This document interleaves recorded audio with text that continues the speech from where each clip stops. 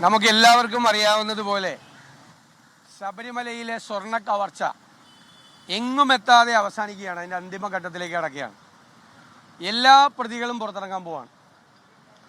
ഒരു തൊണ്ടി മുതൽ പോലും ശേഖരിച്ചിട്ടില്ല, ഒരു തെളിവുകളും ശേഖരിക്കുന്നില്ല. അപ്പോൾ രണ്ട് ലക്ഷ്യമാണ് മുഖ്യമന്ത്രി CPM-നുള്ളത്.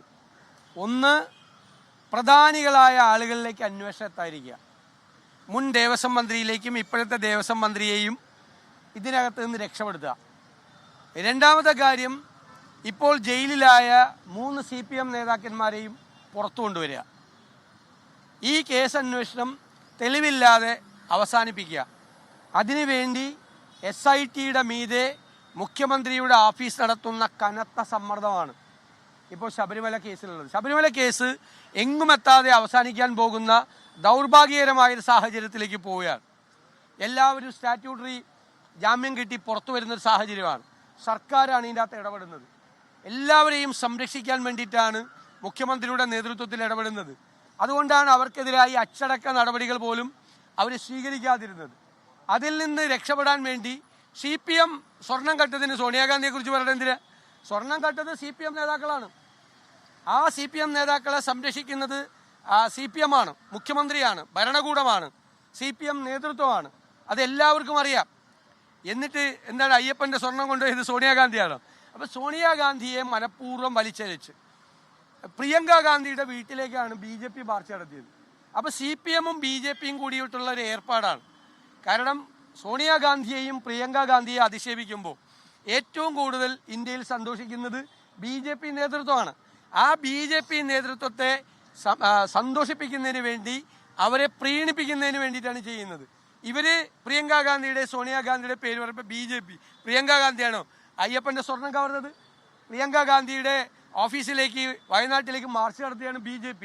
CPM നിയമസഭയിൽ വന്ന് മന്ത്രിമാരുൾപ്പെടെ ആവർത്തിച്ച് അവരെ അധിക്ഷേപിച്ച് സംസാരിക്കുകയാണ്.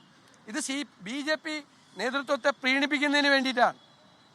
സ്പീക്കർ മുഖ്യമന്ത്രി പറയുന്നത് കേട്ട് നിൽക്കുകയാണ്.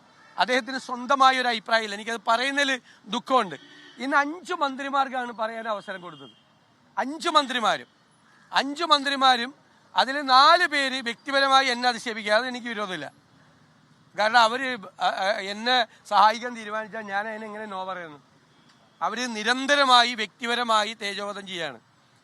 AKG സെൻറ്ററിലിരുന്നും മന്ത്രി ശിവൻകുട്ടിയുടെ ഔദ്യോഗിക വസതിയിലിരുന്നും വ്യാപകമായി വ്യക്തിപരമായ ദുഷ്പ്രചരണം നടത്തുകയാണ്. അതിൻ്റെ കണ്ടിന്യൂവേഷനാണ് നിയമസഭയിൽ കണ്ടത്. എനിക്ക് പ്രതിഷേധമില്ല. വളരെ വ്യക്തിപരമായി അധിക്ഷേപിക്കുകയാണ്. അതിനെല്ലാം സ്പീക്കർ അവസരം കൊടുക്കുകയാണ്. 5 മന്ത്രിമാർക്കാണ് ഇന്ന് സംസാരിക്കാൻ. സോണിയാഗാന്ധിയെയും പ്രിയങ്ക ഗാന്ധിയെ അധിക്ഷേപിച്ച് സംസാരിക്കാൻ 5 മന്ത്രിമാർക്കാണ് ഇന്ന് സ്പീക്കർ അവസരം കൊടുത്തത്. 5 പേർക്ക്. അവർ ആവർത്തിച്ച് ഓരോരുത്തർ പറഞ്ഞത് തന്നെ പറഞ്ഞുകൊണ്ടിരുന്നിരുന്നു. ഇതിൽ നിന്ന് CPM-ന് രക്ഷപ്പെടാൻ പറ്റില്ല. പിണറായി ഭരണകൂടത്തിന് രക്ഷപ്പെടാൻ പറ്റില്ല. അയ്യപ്പൻ്റെ സ്വർണം കട്ടവരെ പ്രൊട്ടക്ട് ചെയ്യുന്നത് CPM-ആണ്, ഭരണകൂടമാണ്, പിണറായി ഭരണമാണ്, മുഖ്യമന്ത്രിയുടെ ഓഫീസാണ് ഇവരെ എല്ലാവരെയും രക്ഷപ്പെടുത്താൻ ശ്രമിക്കുന്നത്. അതുകൊണ്ട് ഈ സ്വർണ്ണ കവർച്ച, അതിൻ്റെ യഥാർത്ഥ ആളുകൾ, ഇനിയും ഇതിൻ്റെ പിന്നിൽ പ്രവർത്തിച്ച ആളുകളിൽ എത്താനുണ്ട്, ഉന്നതന്മാരിലേക്ക്. അത് എത്തുന്നതുവരെ, യഥാർത്ഥ പ്രതികൾ അരിക്കകത്താകുന്നതുവരെ, തെളിവുകൾ ശേഖരിക്കുന്നതുവരെ അതിശക്തമായി UDF ഈ സമരവുമായി മുന്നോട്ട് പോകും. കേരളത്തിലെ ജനങ്ങൾക്ക് വേണ്ടിയാണ് പ്രതിപക്ഷത്തിന്റെ ഈ സമരം. ജനങ്ങളുടെ മുഴുവൻ ഹൃദയത്തിലുള്ളതാണ്. ഈ ശബരിമലയിൽ ഇത്രയും വലിയ ഒരു സംഭവം ഉണ്ടാവാൻ പാടില്ലാത്തതായിരുന്നു. അവിടെ ഒരു മോഷണം, അവിടുത്തെ സ്വർണം കട്ടെടുക്കുക, അത് ചിന്തിക്കാൻ പോലും കഴിയാത്തൊരു കാര്യമാണ്.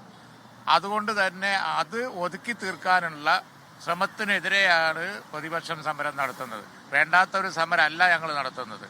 ഇപ്പോൾ ഏറ്റവും പുതുതായി വന്നിരിക്കുന്നത് ഇത് പതുക്കെ ഒതുക്കി തീർക്കാം, ഇലക്ഷൻ്റെ മുമ്പ് ആരിലേക്കും ഇനി കൂടുതൽ പോവണ്ട, ഇവിടം കൊണ്ട് അവസാനിപ്പിക്കുക, എന്നിട്ടും എല്ലാം ഊരുക.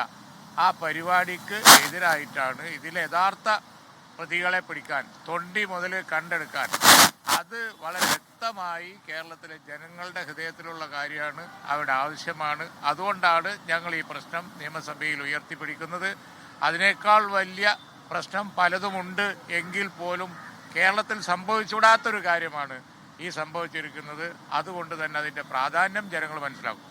ലോകത്തെവിടെയായാലും ഏത് സമയത്തും 24 വാർത്തകളും ഓഗ്മെന്റഡ് റിയാലിറ്റി പാക്കേജുകളും എക്സ്പ്ലെയിനറുകളും വിശദമായി കാണാൻ ഞങ്ങളുടെ യൂട്യൂബ് ചാനൽ നിങ്ങൾക്ക് സബ്സ്ക്രൈബ് ചെയ്യാം.